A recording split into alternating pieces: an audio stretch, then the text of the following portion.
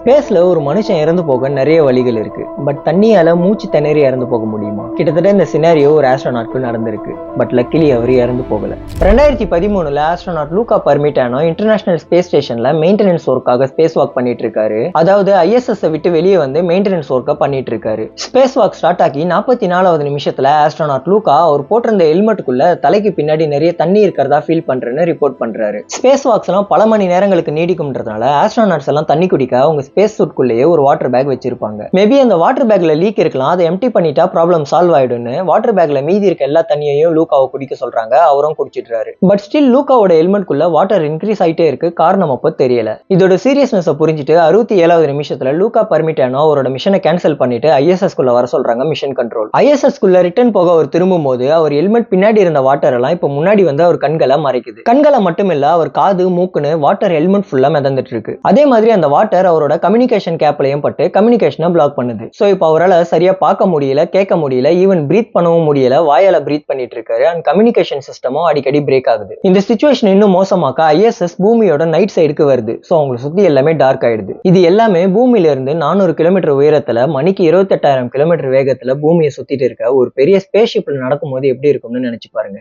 தென் சேஃபா அவர் ISS குள்ள வராரு. 100வது நிமிஷத்துல அவர் ஹெல்மெட்டை கழட்டுறாங்க. பார்த்தா 1.5 லிட்டர் தண்ணீர் அவர் ஹெல்மெட் குள்ள இருந்திருக்கு. போர்ட்டபிள் லைஃப் சப்போர்ட் சிஸ்டம் பார்க்க பேக் பேக் மாதிரி இருக்க. இதுக்குள்ள இருக்க ஒரு காம்பனன்ட்ல பிளாக்கேஜ் ஏற்பட்டதுதான் இவ்வளவு பெரிய ப்ராப்ளமுக்கு காரணம்னு லேட்டர் கண்டுபிடிக்கிறாங்க. அண்ட் 2027ல நடக்கவிருக்க ஆர்டெமிஸ் 3 மிஷனோட பைலட் வேற யாரும் இல்ல, ஆஸ்ட்ரோநாட் லூகா பர்மிட்டானோ தான்.